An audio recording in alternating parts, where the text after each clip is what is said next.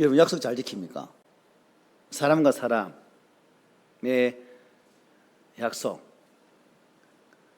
아마 사람 눈을 뜨면 그때부터 약속을 하는 경우가 참 많을 겁니다. 그런데 우리 사람들은 시간이 지나면 어때요? 약속을 잘 잊어버립니다.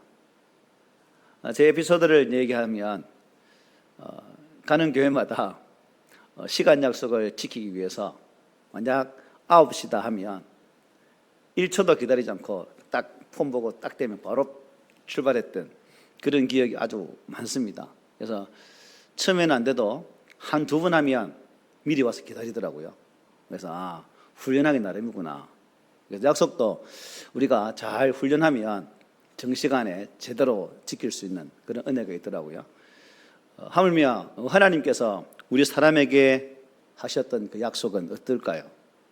하나님의 약속은 우리가 생각할 때는 미뤄지고 또 안 되는 것처럼 보이지만 하나님의 약속은 반드시 하나님의 방법으로 당신의 때에 이루어진다는 사실을 성경은 우리에게 계속해서 말씀을 해주고 계십니다. 그런 측면에서 오늘 본문도 바로 그러한 내용의 연장흥산에서 한번 보면 더 은혜롭게 다가올 말씀이라 생각됩니다. 아브라함과 사라가 여러분 아들을 기다리기까지 몇 년을 기다리셨어요? 한 25년. 75세 때 약속받았으니까 그 25년을 기다렸습니다. 인간적인 입장에서는 어떻게 했어요, 여러분? 이 약속이 진짜일까? 진짜 이루어질까? 라는 그러한 의문점이 안 들었겠어요? 인간의 눈으로 보면 불가능했죠. 사라의 나이는 이미 소망이 꺾일 만큼 다 지나있던 그런 나이였습니다. 그런데 하나님은 결코 잊지를 않으셨어요. 약속하신 때가 되자 마침내 사라의 태를 여셔서 생명의 선물을 그에게 안겨주시게 됩니다. 오늘 본문은 약속을 잊지 않으시는 하나님과 또 믿음으로 기다린 자에게 주시는 그 웃음의 내용이 우리에게 증거되고 있습니다. 이 말씀은 지금도 믿음으로 살아가는 우리에게 큰 도전을 주는 말씀이죠. 하나님이 여전히 약속을 이루시는 분이시다 하는 것입니다. 문제는 우리가 그날까지 과연 믿음으로 기다릴 수 있을까가 큰 문제지 하나님 편에서는 전혀 문제가 안 되는 거죠. 문제가 누구라고요? 우리 인간, 내라는 거죠. 나 자신이라는 거죠. 내가 못 기다리는 거죠. 그래서 오늘 본문은 이렇게 시작해요. 여호와께서 말씀하신 대로 사라를 돌보셨고 또 여호와께서 말씀하신 대로 사라에게 행하셨다. 말씀이 몇 번이에요? 2번 나오죠. 특별히 돌보셨다는 말씀은 방문하다는 것이 방문한다. 자, 이 방문하다의 뜻에는 2가지 의미가 있습니다. 하나님께서 당신의 호의를 즉 구원의 은혜를 주시기 위해 인간을 찾아오시는 그런 방문이 하나 있고 또 하나 뭘까요? 이 땅의 마지막 심판으로 오시는 그 방문이 있다는 겁니다. 그런 측면에서 우리가 이 2가지 방문 속에 일단은 지금은 하나님의 은혜로 구원받은 우리들이니까 첫째 방문은 우리는 다 성공, 이 자리에 계시면 다 성공한 것 같아요. 그죠? 맞죠? 네. 아닌가? 어쨌든 하나님은 우리에게 방문하시는 것은 당신의 약속을 뭐 하시기 위해서? 성취하시기 위해서 오신다는 것입니다. 그리고 오늘 본문에서의 방문은 뭐예요? 특별한 은혜인데 뭐입니까? 사라에게 잉태하는 은혜를 주시기 위해서 방문하게 되셨다는 것이죠. 하나님께서는 이 당신의 이 하신 약속을 결코 잊지 않으시는 분인 걸 잘 말씀해 줘요. 사라가 약속의 자손을 낳을 때까지 하나님은 친히 그녀를 돌보셨습니다. 어려움을 당할 때마다 지켜주셨고 책임을 져주셨고 피할 길을 열어주셨고 아브라 남편이 시원찮아서 힘들게 하고 고통스럽게 할지라도 사라를 온전히 하나님의 구원의 역사의 한 줄기로 쓰시기 위해서 그녀를 계속해서 보호하시고 인도하시는 모습을 우리가 계속 보아왔던 창세기의 말씀이었습니다. 특별히 히브리 11장 11절은 이렇게 말씀합니다. 자, 우리가 창세기를 보면 사라나 아브라함이나 어떤 사람이에요?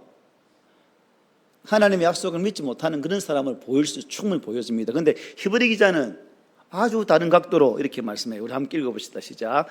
믿음으로 사라 자신도 나이가 많아 단산하였으나 잉태할 수 있는 힘을 얻었으니 이는 약속하신 일을 믿으신 줄 알았습니다. 믿보다 신실하시다는 거죠. 즉 창세기에는 사라가 하나님의 이 신실하신 약속을 믿는 사람이다라는 소개가 전혀 없지만 히브리 기자는 그 사라의 믿음의 상태를 이렇게 고백합니다. 이는 약속하신 일을 믿으신 줄 알았습니다. 즉 사라는 자신의 태가 다쳐서 아이가 출산하지 아니했지만 뭘 믿었다는 거예요? 하나님께서 주신 그 약속을, 신실하신 분이시기 때문에 그 하나님은 반드시 이루어 주실 것이다 라고 믿었다라고 히브리 기자는 분명히 말씀해 주고 있습니다.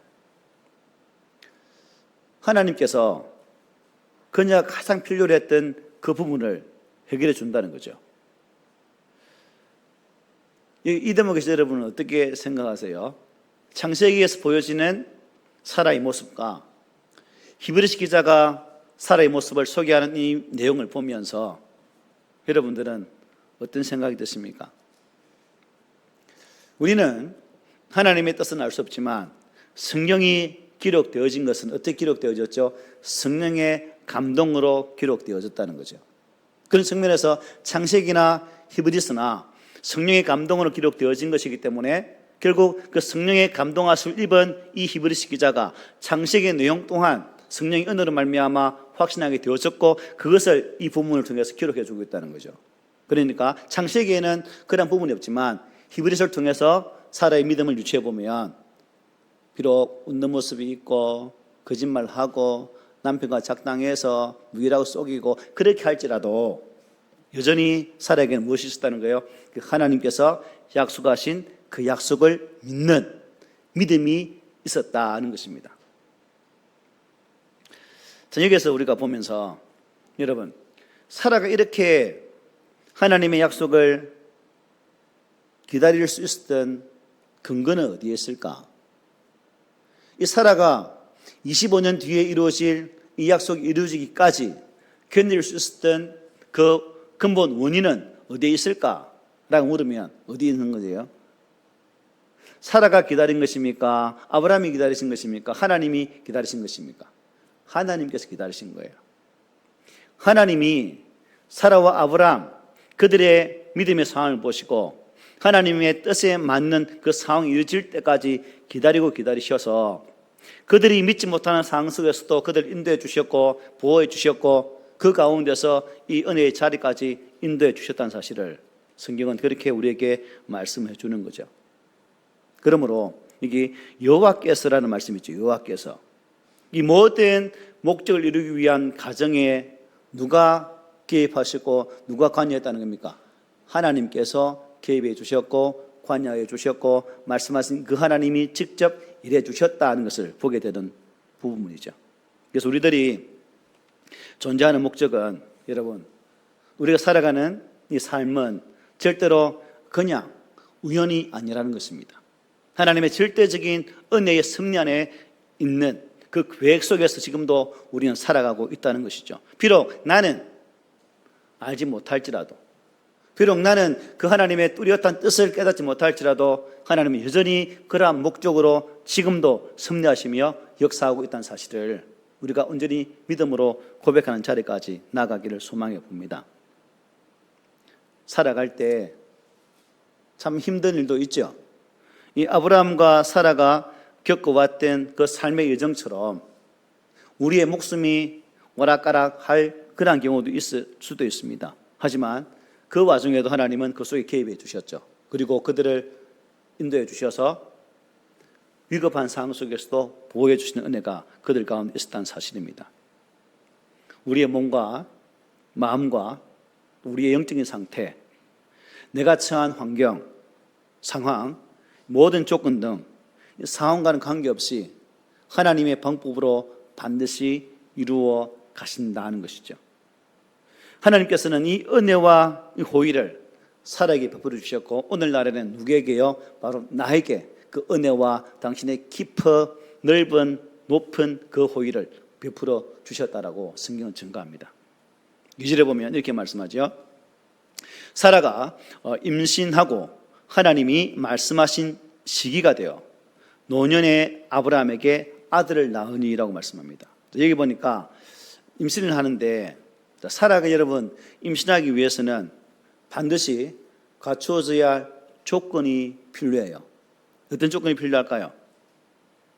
자, 지금 사라가 임신하는 것은 누구의 계획과 목적이 이루어지는 거예요? 하나님입니다.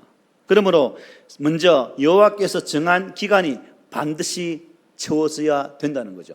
즉, 이 사라가 아이를 낳기 위해서는 하나님이 계획하신 그 기간이 채워져야만이 사라가 아들을 낳게 된다는 겁니다.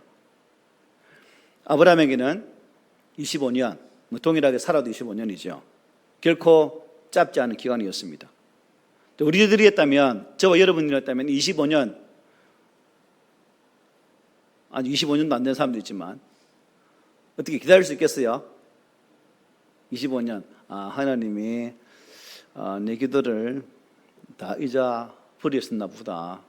샥 까먹고 모르는 것 같아. 그렇지. 잊어버렸으니까 여태 답이 없지. 그런 생각으로 우리는 도중에 포기할 가능성이 아주 진하다라고 볼 수 있겠죠.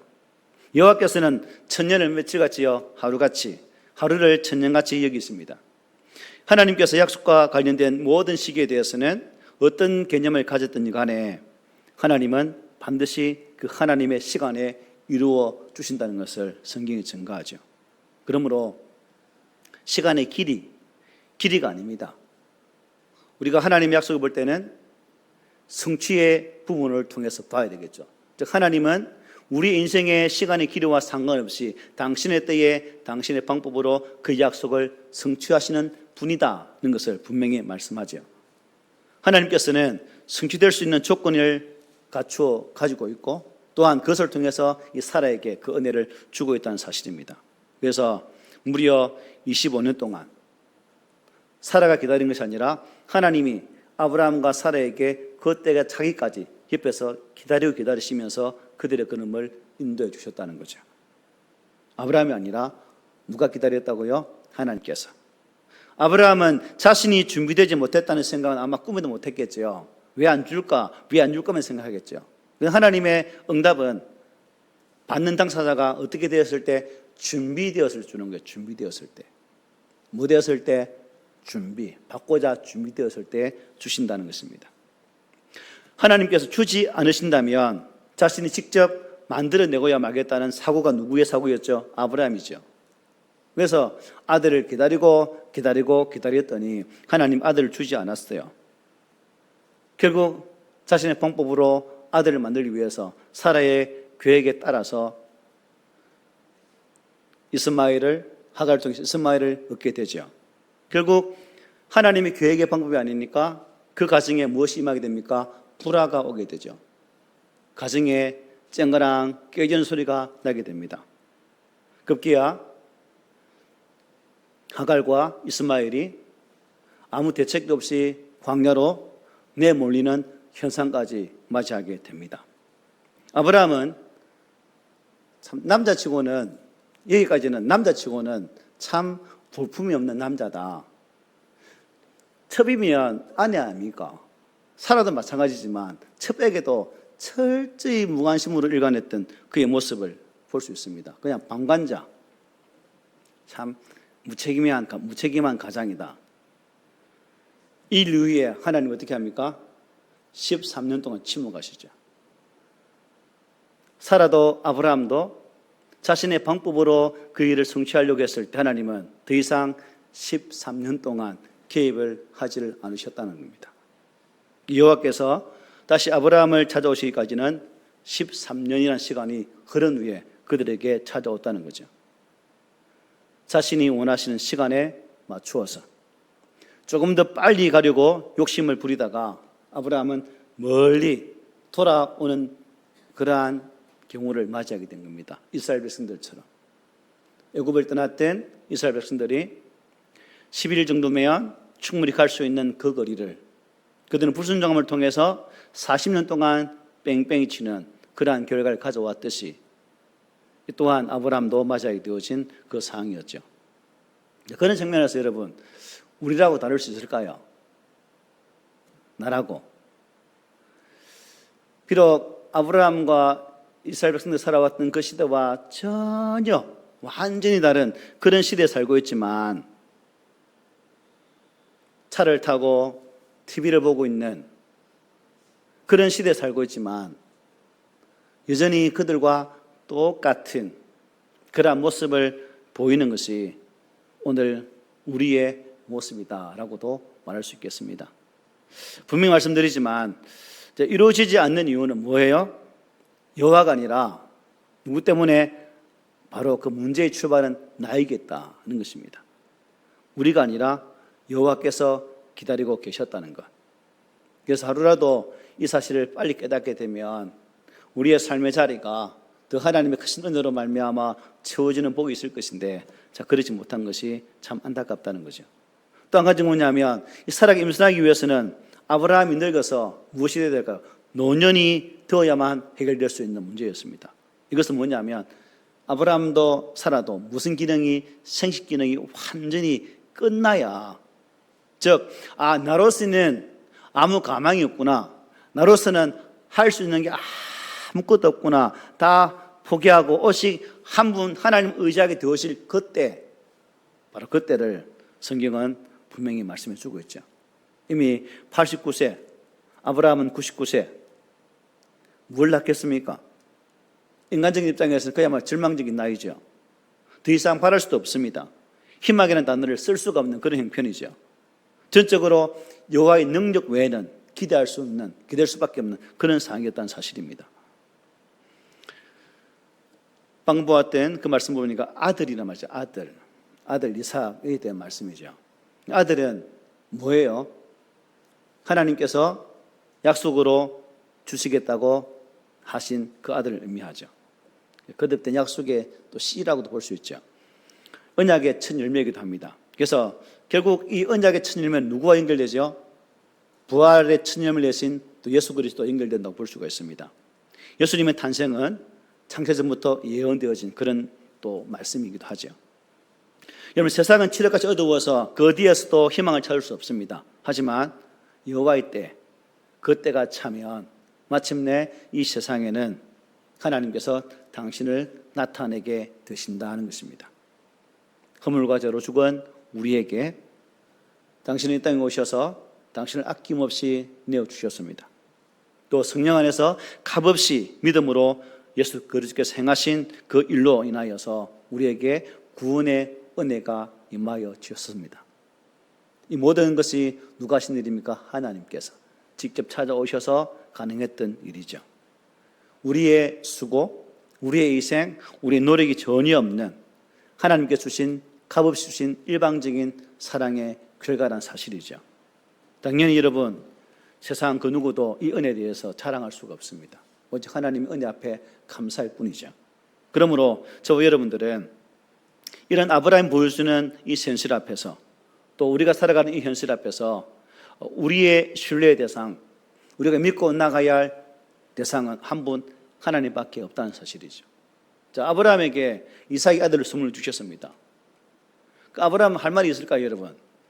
할 말이 없죠. 입이 100개라도 할 말이 없습니다. 내 방법은 안 되지만 하나님께서 하시니까 사투리 쓰면 하시니까 되네? 라는 그러한 것을 보게 되는 거죠. 그래서 입을 꼭 다물고 감사할 수밖에 없겠죠. 그래서 5절에 보면 그 아브라함의 모습을 이렇게 소개해주고 있습니다. 아브라함이 그의 아들 이삭이 그에게 태어날 때에 100세라. 100세. 하나님의 약속은 분명 여러분 너무 느리고 더디다고 느낄 때도 있지만 그렇지 않다는 거죠. 결코 취소되지 않는다. 결국에는 무조건 이루어지게 되어 있다는 사실을 아브라함을 통해서 우리는 분명히 보게 됩니다. 사도 바울은 우리가 보았던 로마서 5장 3절에서 이렇게 말씀했죠. 우리가 환난 중에도 즐거워하나니라고 말씀했습니다. 즐거워한다는 것은 기뻐 날뛰다는 의미거든요. 또 의기양양하다, 또 자랑한다는 뜻이 담겨 있습니다. 그래서 이러한 고통의 이후에는 이렇게 즐겁고 기쁘게 뛰는 은혜가 임한다는 것을 보게 되죠. 그러면 여러분, 우리가 할 수 있는 것은 이 기다림 속에, 믿음의 여정 속에서 하나님 약속하신 그 약속을 가지고 어떻게 해야 될 것인가? 내가 기다리는 것이 아니라 하나님이 기다리시면서 직접 이 약속을 이루어지기까지 일하고 있다는 사실을 우리가 주목해서 바라보아야 됩니다. 그 바라봄이 있을 때 우리는 견딜 수 있는 것이고 버틸 수 있는 것이고 기다릴 수 있는 은혜가 임하게 된다는 사실이죠.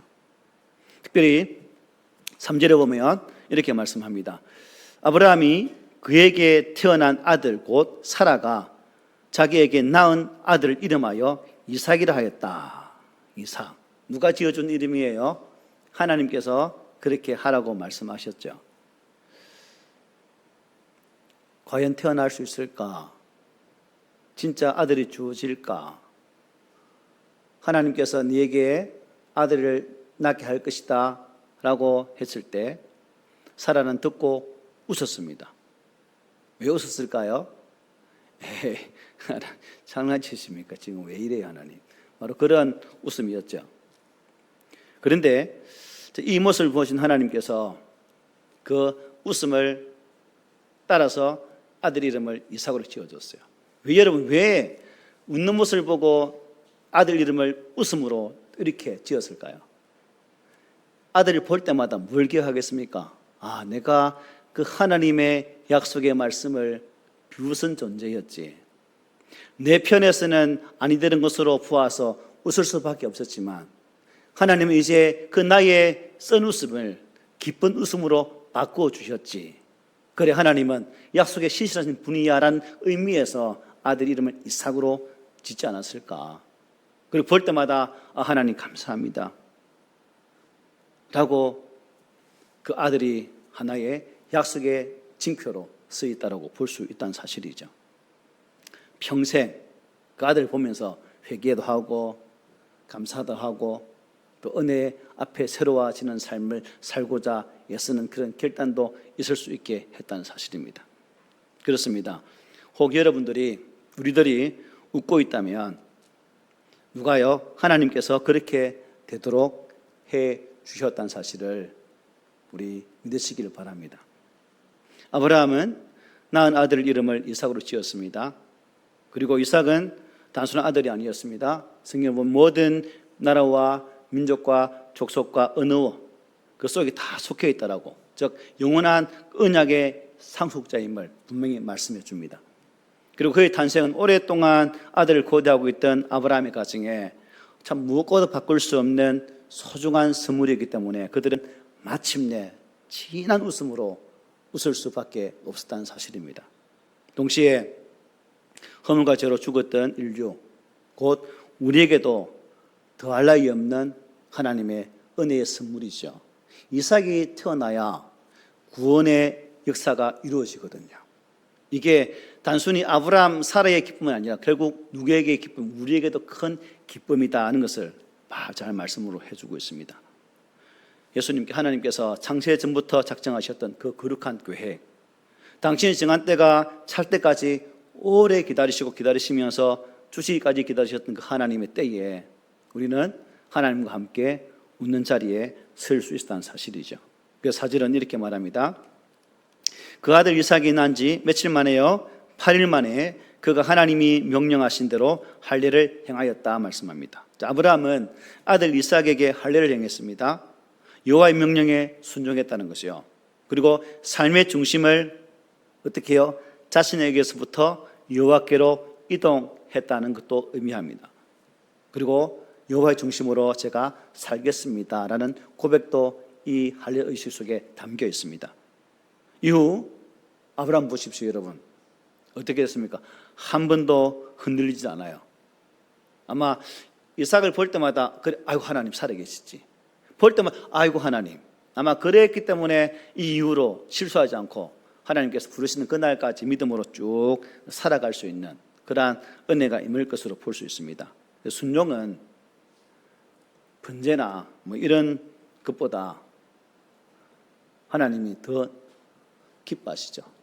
예배보다, 예물보다. 그러므로 우리도 우리 삶의 자리에서 참 견디기 힘들고 이해하기 어렵고 그런 상황일지라도 내게 주신 하나님의 말씀이라면 우리 1절에 여호와께서 말씀하신 대로 보여진 것처럼 그 앞에 순종할 수 있는 그런 자리까지 나아가서 하나님의 계획의 복이 바로 여러분들의 은혜와 복이 되기를 소망합니다.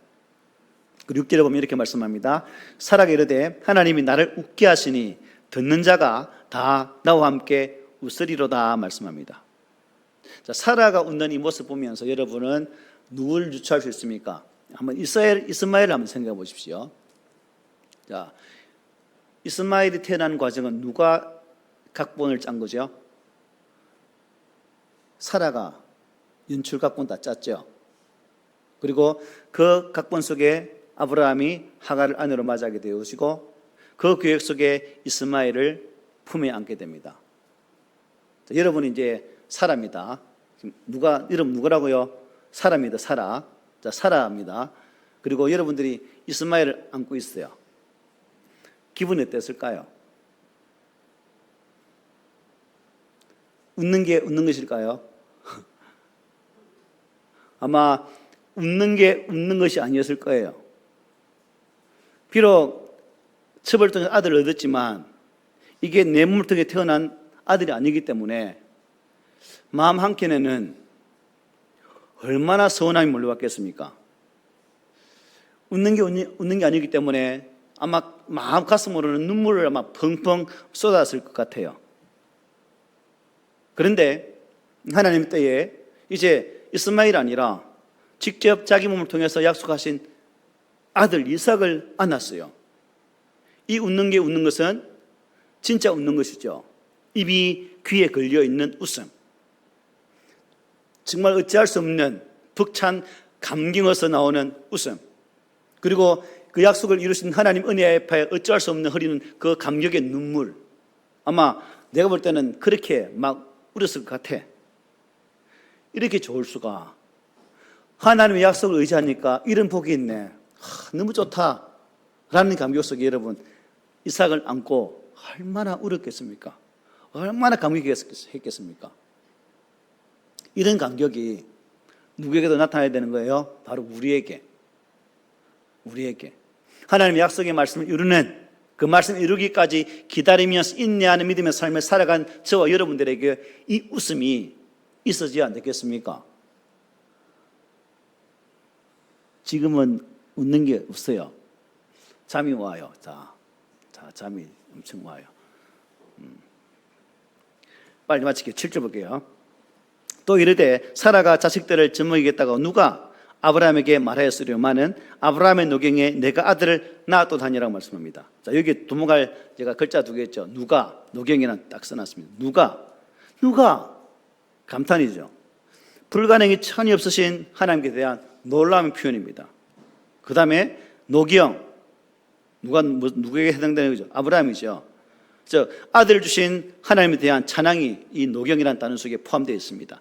가능성이 완벽하게 사라진 상태에 있었던 사라에게 아브라함에게 천금과 같은 아들을 선물로 주셨다는 거죠. 여호와에 대한 기대가 아무리 커도 문제가 될 수 없는 참 그런 은혜 앞에 선 그런 모습입니다. 그리고 8절은 이렇게 끝나요. 오늘 본문은 아이가 자라매 젖을 때고 이삭이 젖을 때는 날에 아브라함이 큰 잔치를 베풀었더라 말씀합니다. 자, 아브라함은 이삭이 젖을 때 무렵이 되자 사람들을 초청하게 됩니다. 대단히 큰 잔치를 베풀었습니다. 공식적으로 아들 이삭이 자신의 후계자임을 선포하는 자리입니다. 약속대로 아들을 선물로 허락해 주신 그 절망을 희망으로, 슬픔을 노래로, 울음을 웃음으로 바꿔주신 여호와께 감사 찬양하는 그러한 영광의 자리가 바로 이 잔치 자리였다는 사실입니다. 오늘 함께 살펴본 본문은 절망적인 상황 속에 놓여 있는 우리에게 한 가지 해결책을 던져주고 있습니다. 모든 문제 해결책은 여호와 하나님 한 분밖에 없다. 내 인생의 문제를 해결할 분은 오직 한 분 하나님밖에 없다는 사실을 말씀해줘요. 여러분, 하나님은 반드시 약속을 지키시는 분이십니다. 그러나 그 약속은 기다리는 자, 믿음으로 버티는 자, 끝까지 순종하는 자에게 주어지는 은혜입니다. 아브라함 권사는 약속을 받은 지 25년 동안 수많은 의심과 실패를 경험했지만 하나님은 그들을 포기하지 않으셨습니다. 고로 하나님은 나 또한 포기하지 않으신다는 거죠. 이제 하나님은 동일하게 우리에게도 말씀하십니다. 네가 붙든 약속이 무엇이냐? 나의 사랑하는 아들들아, 딸들아, 그 약속을 위해서 오늘 너는 믿음으로 무엇을 버리고 무엇을 붙들고 있느냐? 라고 묻고 계십니다. 웃음은 간절한 기다림 끝에서 터져 나온 아름다운 표정입니다. 눈물이 믿음 위에 쌓일 때 하나님은 다시금 우리에게 이 웃음의 선물을 허락하실 것입니다. 오늘 이삭의 탄생은 한 가정의 기쁨이 아니라 믿음의 길을 걷는 우리 모두에게 주신 하나님의 선물입니다. 그러므로 하나님의 약속을 신뢰하고 여러분, 우리 끝까지 한번 기다려 봅시다. 웃음의 날이 반드시 우리에게 올 것입니다. 하지만 그날은 믿음으로 걸어간 자에게만 찾아오는 하나님의 복입니다. 그러므로 우리도 믿음으로 끝까지 우리 믿음의 걸음을 잘 걸으셔서 이 은혜의 순간을 만끽할 수 있는 그 복이 우리 모두에게 있기를 오늘 말씀으로 부탁을 드립니다. 아멘.